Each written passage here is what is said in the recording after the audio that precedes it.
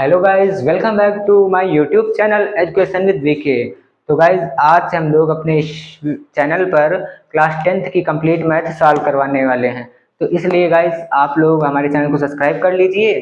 तो चलिए गाइस, आज आपका क्लास 10th की मैथ का जो पहला लेसन है वास्तविक संख्याएं, आज उसका इंट्रोडक्शन हम लोग देने वाले हैं। तो चलिए गाइस, स्टार्ट करते हैं। तो हम लोग जानते हैं कि वास्तविक संख्या किसे कहते हैं। तो वास्तविक संख्याओं के अंतर्गत आपकी परिमेय संख्या और अपरिमेय संख्या होती है। जो आपकी वास्तविक संख्याएं होती हैं, वास्तविक वास्तविक संख्याएं वास्तविक संख्याएं इसके अंतर्गत आपकी परिमेय और अपरिमेय, कौन कौन सी परिमेय और अपरिमेय दोनों संख्याएं सम्मिलित होती हैं। ठीक, परिमेय और अपरिमेय दोनों संख्याएं सम्मिलित होती है। अब अगर हम परिमेय की बात करें तो परिमेय के अंतर्गत भी कई सारी संख्याएं सम्मिलित होती हैं। उनके बारे में हम जान लेते हैं। जैसे कि परिमेय के अंतर्गत भी कई प्रकार की संख्याएं सम्मिलित होती हैं। तो परिमेय के अंतर्गत जैसे सबसे पहली संख्या है, जैसे हम कह सकते हैं पूर्णांक। आपने पढ़ा भी होगा पूर्णांक के बारे में। पूर्णांक, तो पूर्णांक वे संख्याएं होती हैं, मतलब पूर्णांक के अंतर्गत आपका जैसे संख्या रेखा है। ठीक, ये आपका 0 होगा, ये आपका -1 होगा, ये आपका -2 होगा, ये आपका -3 होगा। ठीक, इधर आपका 1 है, इधर आपका 2 है, इधर आपका 3 है, इधर आपका 4 है। ठीक, तो पूर्णांक में आपकी पूरी संख्या रेखा आ जाती है, मतलब पूरी। इसमें आपके नेगेटिव वेरिएबल भी आ जाएंगे, पॉजिटिव वेरिएबल भी आ जाएंगे, जीरो भी आ जाएगा। तो वे आपकी कौन सी संख्या कहलाएंगी? वे आपकी पूर्णांक संख्याएं कहलाएंगी। ठीक, तो हम इसकी डिफिनेशन अगर लिखना चाहें तो अपनी भाषा में भी आप लिख सकते हैं। जैसे हम लिख दें कि वे संख्याएं, मतलब वे संख्या नहीं, इसमें इसमें इसमें ऋणात्मक इसमें ऋणात्मक व धनात्मक ऋणात्मक व धनात्मक और जीरो भी सम्मिलित होता है, और जीरो भी सम्मिलित होता है। ठीक, तो वे आपकी कौन सी संख्या कहलाती है? पूर्णांक। अभी पूर्णांक के बारे में आपने जान लिया। ठीक, और एक आपकी होती है भिन्न संख्याएं। एक होती है आपकी भिन्न। ठीक, तो भिन्न वे संख्या होती है जिन्हें जिन्हें अंश बटे हर के रूप में लिखा जा सके, जिन्हें अंश बटे हर के रूप में लिखा जा सके।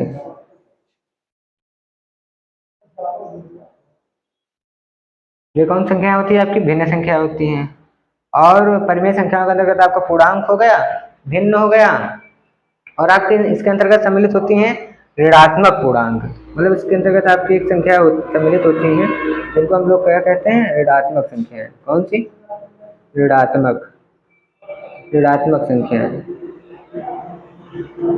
ये आपकी होती है। ऋणात्मक संख्या वे, मतलब ऋणात्मक संख्या कौन सी होती है? हमने आपको जो संख्या रेखा दिखाई थी, ये 0 है, ये माइनस है, -2 है, +1 +2। तो इधर की जो संख्या है ये आपकी ऋणात्मक है। तो इसको हम कह सकते हैं ऋणात्मक संख्या को वे संख्याएं जो संख्या रेखा पर जीरो के दाएं ओर स्थित होती हैं।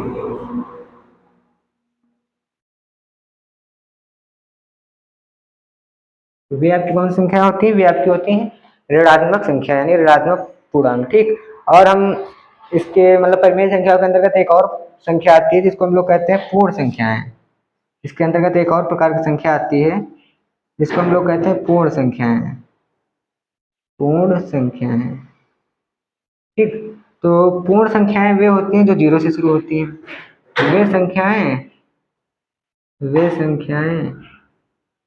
जो जीरो से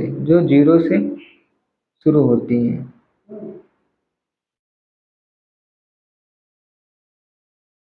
जो संख्या 0 से शुरू होती है वे संख्याएं आपकी कौन सी संख्या कहलाती हैं? वे संख्याएं आपकी पूर्ण संख्या कहलाती हैं। और इसी के अंतर्गत आपका आता है प्राकृतिक संख्याएं। कौन सी? प्राकृतिक संख्याएं। प्राकृतिक संख्याएं। प्राकृतिक संख्याएं। तो प्राकृतिक संख्याएं वे संख्याएं होती हैं आपकी। अगर हम लोग बात करें प्राकृतिक संख्याएं की, तो प्राकृतिक संख्याओं को आप लोग गिन सकते हैं। जैसे 1 हो गया, 2 हो गया, 3 हो गया, यानी कि इसको आप कह सकते हैं कि जीरो के जो दाहिने ओर स्थित होती है वे आपकी प्राकृतिक संख्या होती है। ठीक, आप प्राकृतिक संख्याओं को गिन सकते हैं, जैसे 1 2 3 4 5 10 कॉपीज, 10 कलम्स। तो इनको आप क्या कर सकते हैं? गिन सकते हैं। लेकिन आपकी जो ये कौन सी ऋणात्मक संख्या होती हैं, इनको आप गिन नहीं सकते। -1 है, कहाँ गिन सकते हैं आप? कोई भी वस्तु -1 होती है? नहीं होती ना। इनका हाँ एक प्रकार से अनुभव किया जा सकता है कि माइनस है। हमारा किसी के पास कर्जा है तो उसको अनुभव किया जा सकता है कि जैसे हमारे पास किसी के पास 2 का कर्जा है, 2 रुपए का, तो उसको हम कह सकते हैं -2, यानी कि अभी हम कर्जे में चल रहे हैं, -2। तो ये आपकी ऋणात्मक संख्या है। ठीक, और प्राकृतिक संख्याएं आपकी हैं वो आपके संख्या रेखा पर जीरो के दाहिने ओर स्थित करती हैं। ठीक, तो अगर आप प्राकृतिक संख्या आपकी होती है 1 2 3 4, यानी कोई भी नंबर ले लिया जाए, 5 9 कोई भी ले लो, 6 17 365 कोई भी ले लो आप, कोई भी नंबर जो आपकी संख्या रेखा पर जीरो के बाएं ओर नहीं बल्कि वो दाहिने ओर स्थित हो। ठीक, तो वे आपकी कौन सी संख्या होती है? प्राकृतिक संख्या। इसमें आप लिख दीजिए कि वे संख्याएं जो, मतलब वे संख्या नहीं, ये संख्याएं लिख दीजिए आप। ये संख्याएं संख्या रेखा पर, ये संख्याएं संख्या रेखा पर जीरो के दाहिने ओर स्थित होती हैं, दाहिने ओर स्थित होती हैं। तो गाइस आपने जान लिया परिमेय संख्या। तो परिमेय संख्या के अंतर्गत कौन कौन सी आपकी सम्मिलित होती है? पूर्णांक, भिन्न, ऋणात्मक, पूर्ण और प्राकृतिक संख्याएं। तो इनका सबका जो एक समूह बनकर के तैयार होता है उसको कहा जाता है परिमेय संख्याएं। और अगर हम परिमेय संख्याओं की डेफिनेशन की बात करें तो परिमेय संख्याओं की डेफिनेशन ये होती है, ऐसी संख्याएं जिनको हम लोग P/Q के रूप में लिख सकते हैं। और यहाँ पर एक कंडीशन होती है कि P व Q पूर्णांक है, P व Q पूर्णांक है, और यहाँ पर आपका Q इक्वल नहीं है जीरो के, Q इक्वल नहीं है जीरो के। अब अगर अपरिमेय संख्या की बात करें तो अगर वो इस कंडीशन को फॉलो नहीं कर रहा है तो आपकी अपरिमेय संख्या हो जाएगी। ऐसी संख्या जिन्हें P/Q, अगर इसकी डेफिनेशन हम लिखना चाहें तो लिख सकते हैं कि जिन्हें P/Q के रूप में नहीं लिखा जा सकता है, P/Q के रूप में नहीं लिखा जा सकता, और यहाँ पर Q इक्वल जीरो के नहीं है। ठीक, और P व Q पूर्णांक है, P व Q पूर्णांक हैं। अब अपरिमेय संख्या वे होती हैं जिनको P/Q के रूप में नहीं लिखा जा सकता है। P/Q के रूप में मतलब इस फॉर्म में, इस तरीके से इन्हें नहीं लिखा जा सकता है, इन्हें नहीं लिखा जा सकता है। P/Q और यहाँ पर Q इक्वल नहीं जीरो के, P व Q पूर्णांक है, तो अपरिमेय संख्याओं को इस तरीके से नहीं लिखा जा सकता है।